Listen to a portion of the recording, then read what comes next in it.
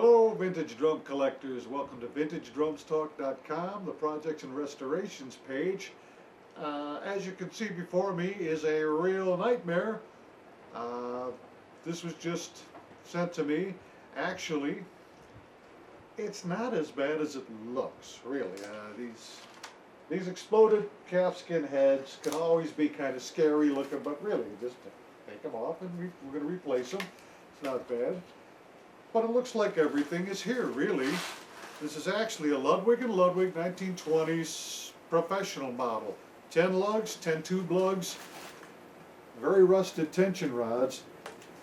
And we have the universal strainer right here, which is absolutely frozen. Cannot turn it at all. Apparently, the story is this spent some time up north in an, I think it was a garage, but they said it was an attic, but just from some of the weatheredness of this drum, and you find insects in there and spider webs and things, but I'll clean it all up. Let's see what happens with it. There's a decal on here somewhere. I can't really make it out. It's right above, I'll show you this in a minute. It's right above the strainer. But, everything's there. This is all nickel. I'll probably just buff that up. We'll see what the owner wants to do, just to see how far he wants to take this restoration. Supposedly, it's really going to be one just to look at, I think. I don't think they intend to play this, but it'll be fun trying to restore this, to tell you the truth. Just because all the parts are here. The only problem will be with these tension rods, really. When they're that rusted, it requires plating and nickel plating, but when you're dealing with plating, you can't really mix and match things. It's usually you have to plate everything unless you really find some aged of the era, 1920s tension rods. But we'll see what happens. But I just thought this would be a very interesting restoration to show you. Let's see how it comes out in the end.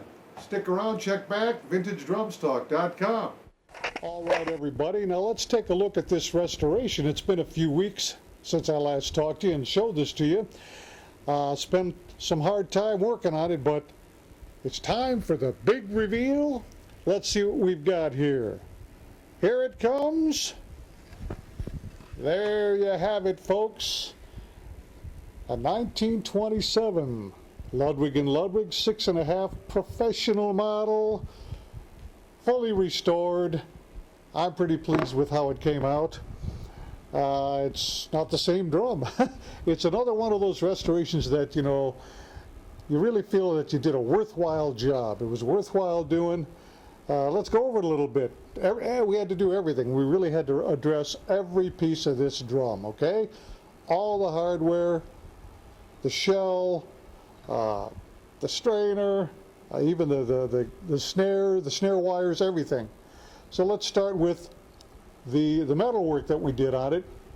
If you remember in the pictures before, everything was rusted. All these tension rods were thoroughly rusted, along with the collar hooks. I brought those down to bare metal. Then we had to buff them back up. And then I actually figured out how to nickel plate them myself. Well, this is one time that it worked out really well. Did all this plating myself, so it worked out well.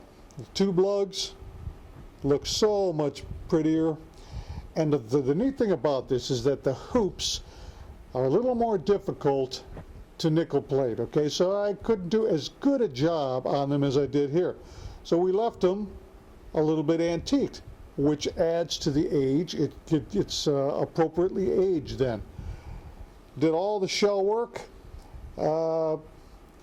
sanded the whole thing down. It's been restained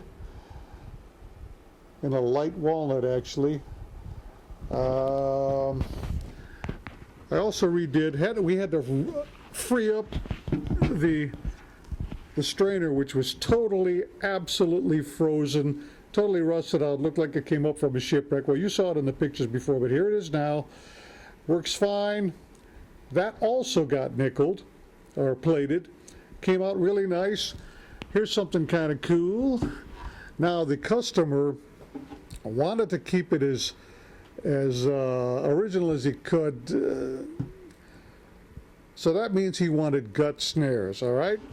I managed to do that. I don't know if you can see that here, but we have the gut snare strands. All right, you should be able to see them there. And that took a little bit of doing. It's actually harder than you think. Kind of like tucking a calfskin head. You have to soak them. They have to be formed to the bottom head. You know, you bend them at the bearing edges, and then you leave it like that, and they dry, they harden up, and then they're formed. They have a shoulder to them, just like a calfskin head would. Then you have to trim them off, like we did on the back here. Let's take a look at the butt side. There we go. You should be able to see the trimmed ends, and I'll show you pictures of this. Here it is right here. Had to trim all those off, but see how hard those are now? Okay. And we used American vintage heads, Aquarian American vintage heads, which are a suitable replacement. It's a little bright here, but they have a nice manila calfskin color, nice and even, very nice for restorations.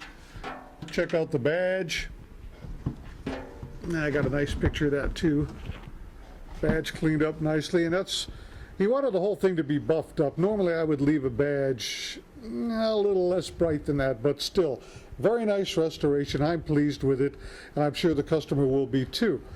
So thanks for following along with this restoration. It was a lot of fun. It was a little quicker than some of the others, but I got right to it. 6.5 Ludwig & Ludwig 1927 professional model. We'll see you again, collectors.